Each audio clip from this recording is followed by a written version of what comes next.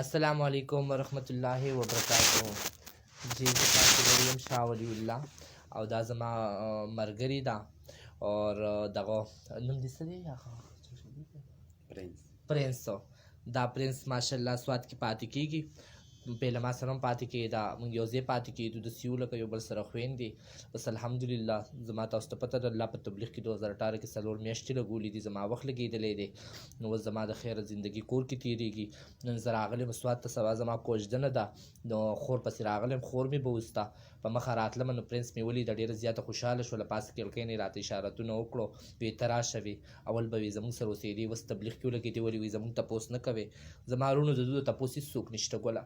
زموږ د دوی د تپوس هغه خلک دی چې کوم راځي پروګرام لی بوځي، کوم راځي وهلو ټکولو ده، نور د دوی د تپوس هېڅوک نشته.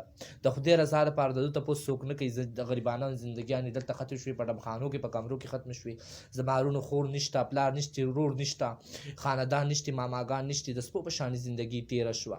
نو زما عزتمندو د دوی تپوس کوئ، په څومره ښه خلک دی، دوی سره باقاعده مرسته کوئ، دوی پورې خبرې مه کوئ. زما غوندې ډېر بچي به راشي، په دین کې به ولګي، ډېر به زندګي بدله شي. او پرنس سره هم ماشاءالله ما خبره وکړه، د دوی هم د خیر اراده ده، دی به د خیر انشاءالله 4 میاشتې هم لګوي. او په مخ کې ماشاءالله 5 وخته لمونځ کوم. وایي دا یې ځانه کورته جوړه کړې ده، د هلکانو کورته یې جوړه کړې ده، دغه پرته ده، وایي دې کې زه لمونځ اودس به کوم. وایي زما وروڼو ته پورې خبرې نه دي په کارو، دوی دواګانې کوي او د دې ملګرو خیال ساتئ، ځکه دا ډېر بېڅوکه دي زما عزتمندو. د دوی هېڅوک نشته، پلار نشته، رور نشته، هېڅوک نشته.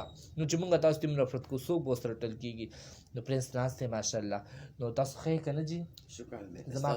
زما په راتلو خوشحاله شوئ؟ ستا ته چې ما ولیدې نو زما ډېر زیات خوشحاله شو، ډېر بې انتهایي خوشحاله شو.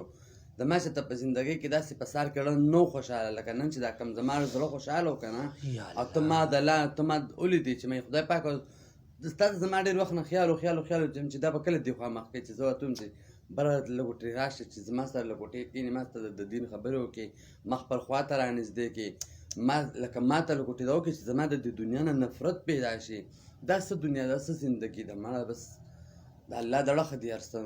تاسو مونږ ته دعاګانې کوئ په هر مانځه کې، تاسو مونږ ته کوئ، مونږ به تاسو ته کوو چې زمونږ خدای پاک دا قسمت بدل کړي.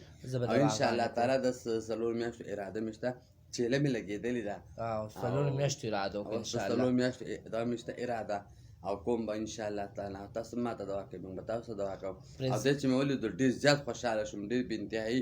د ده په مخ ته ښکلې ښکلې ږیره چې زه یم سم خوشحالېږم که نه، دا پشم خوند کوي، سم ښکلې ښکلې ښکاري.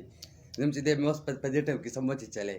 وګورئ زما عزتمندو، دا اوس محبت دی، قسم دی، اړه پې خفه کول پکار دي.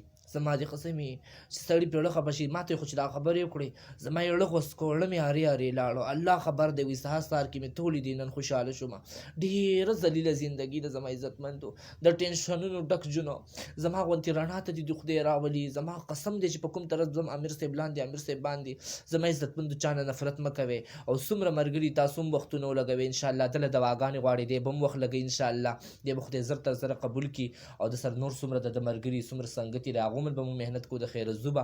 تاسو ټولو ته مې خواست د خیره وخت ولګوئ، او داسې ډېرې چهرې به خدای خوشحاله کړي، داسې ډېرې چهرې به خلک خپل خوا ته ونیسي او نږدې به یې کړي زما عزتمندو. نو ټولو ته مې خواست دی الله تاسو ټول خوشحاله ساتي. او زموږ دا ویډیو څومره مخې ته شیر کېدی شي، څومره ملګري دونه خدای هدایت خور کړي، دا مخې ته شیر کړئ د خیره. الله تاسو ټول خوشحاله ساتي. السلام علیکم ورحمت الله وبرکاتہ. دا د کمره ده، دی تصویر دی،